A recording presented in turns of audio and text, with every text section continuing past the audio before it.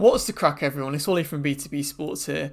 Can the Minnesota Vikings just play one normal game at Soldier Field, please?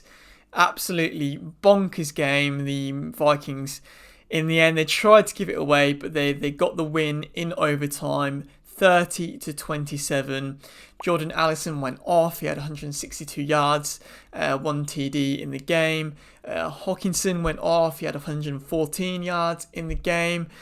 JJ didn't go off, but he caused and created so much attention, which allowed all these other guys to get open, and that is what JJ does. You know, he's selfless, and just the gravity that he pulls from opposition defenders is just absolutely monstrous. I think Sam Darnold had his best game in purple as well. Aaron Jones had some good running yardage. And overall, I think it was just a great offensive performance. On defense, they had flashes. I think Caleb Williams played pretty well, to be fair, and created some magic at times. Pulled some plays out of thin air, which made the score a little bit more favourable on the Bears side of things. But yeah, overall, a very bananas game, and one that Vikings fans will be pretty relieved coming away with the win. Momentum is a real thing, and that looked like it was going so far against the Vikings going into the end of the fourth quarter and into overtime. At this point in the video, you know what to do. Whack the like button, give my channel a subscription. We're on 42 subscribers right now, trying to hit the target of 50 before the end of the year. We're 8 away. You guys have becoming in clutch recently. Yeah, I'm just really happy with the way that the channel is progressing right now. And yeah, if you're into your Minnesota Vikings, Chelsea Football Club, F1, UFC, the lot, B2B Sports is the place to be. Cheers, guys. And I think I'm going to start this video with Sam Darnold. As I touched on in the introduction, he's probably his best game in purple. That overtime drive was absolutely nuts. 6 attempts, 6 completions, 90 passing yards, especially after being backed up with a couple of penalties too. He just looked ice cold, calmness personified.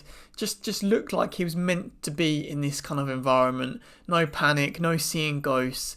He's really tightened up his turnovers and his interceptions, and he's not forcing it. He took what was on offer. Addison and Hockenson really ate in this game, and he was using his legs when he was in some pressure in the pocket, escaping the pocket, and just being smart about his QB play. It was just fascinating to see. Fantastic quarterback play. I like his resilience as well. He had a foot injury midway through the game. Nick Mullins stepped on. Nick Mullins, shout out, by the way. What a bloke. Always, when we need him to make one big play, he does that. And he did it again today for the Vikings. Picked up 14 yards on a 3rd and 13. Shout out Nick Mullins. But yeah, Sam Darnold was itching to get back into the game, and he came on back end. I think he missed a couple of plays, came back into the side and was absolutely dialed in. The foot injury looked like it was no bother at all, playing with pain, under pressure, and as I said, calmness personified from Sam Darnold. 330 yards, 2 TDs, and whatever happens with Sam Darnold going into next season beyond, he's definitely earned himself a big paycheck, that's for sure. Whilst we're on the offense side of things, yes, we'll get into Justin Jefferson. He didn't have a great day in terms of total targets and numbers. I think he had 2 catches, 27 yards in the end. And if you didn't watch the game, you'd be thinking, has Jefferson lost it? Is he picked up an injury? Is he going a bit cold at this point in the season? That's absolutely not the case. The Chicago Bears defense were targeting him specifically, double coverage, triple coverage on Justin Jefferson, which allowed Addison, Hockenson, and the other offensive pieces to get some good yardage, get some career games. And yeah, it was good to see all round. I don't think Justin Jefferson would be too miffed about that as well. He's the kind of guy that just wants to win and wants to win for his team. Not like Jamar Chase for the Bengals. And I think Justin Jefferson called it himself in the Thursday presser before the game. He said, "You either lock me down and let the others eat, or you lock the others down and let me eat." And that is exactly what happened in yesterday's game. Things that we've got to clean up though. We can't keep giving the ball away, turning the ball over inside the 5, It happened again early on in the game with Aaron Jones. That's not the first time we've seen that this season. Yeah, we've just got to clean that up because it's giving away vital points. And look what happens time and time again. The opposition come back into the game and it's close at the end. It can't happen. And on that note, the Chicago Bears made it awfully close at the end. They picked up 11 points in the space of 1 minute and 40 seconds in the end. It was the first onside kick recovery of the season as well. It had to be on the Vikings side of things. Johnny Munt just wasn't looking at the ball. Instead, he was looking at his man, blocking his man, and the ball just clattered against his leg. And that was that. It allowed the Chicago Bears to tie the game up going into overtime. And it looked like all the momentum was swinging the Chicago Bears' way. Soldier Field home crowd was getting loud and proud, and yeah, it just looked like it was going to be an absolutely devastating and embarrassing loss for the Vikings. But shout out to Jonathan Greenard. I think he, AVG and Blake Cashman have been the standout defensive pieces this season, and it's quite funny that they're the free agent signings at the beginning of the year. They've just been fantastic. Jonathan Greenard did not give up, and that sack to Caleb Williams was absolutely pivotal. It backed the Chicago Bears up and made it near on impossible to make that long throw to continue their drive. That allowed the Vikings to have the ball back, and as we touched on, that Vikings and Sam Darnold drive in overtime was absolutely insane. Shout out John Parker Romo as well, a game-sealing field goal. It's been so nice to see a good backup come into the side. Will right guard set extremely high expectations for the Vikings kickers this year, and apart from one point after, I think he's nailed all of them. So yeah, shout out John Parker Romo.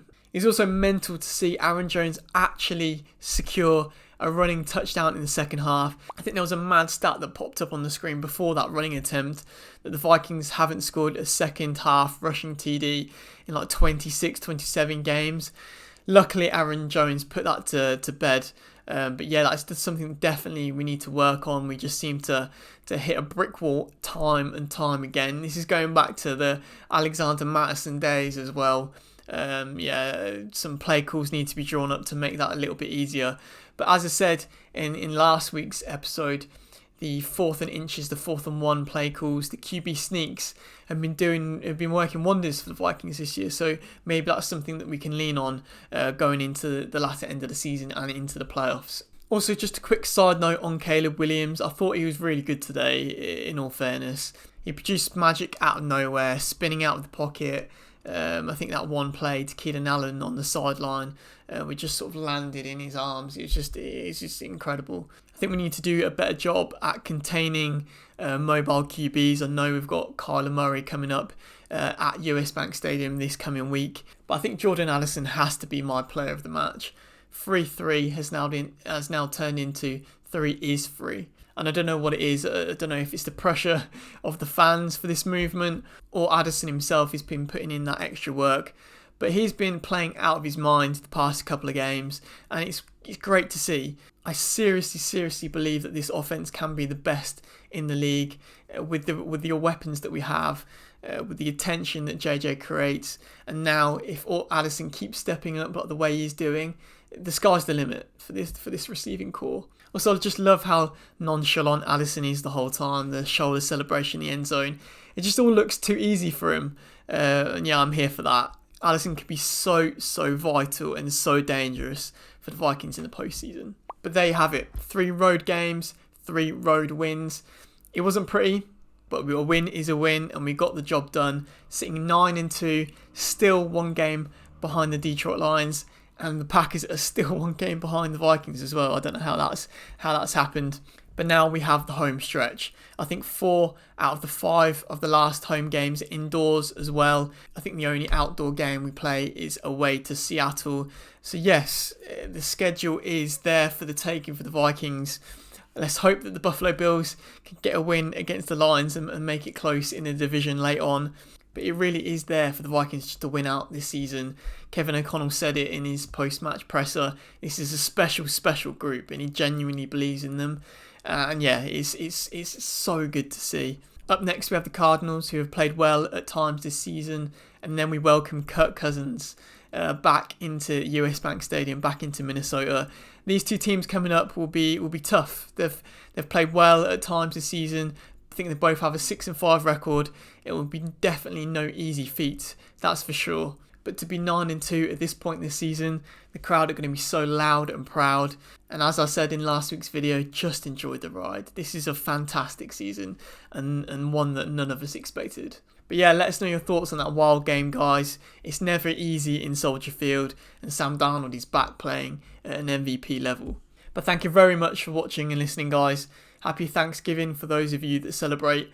SKOL Vikes, and peace out.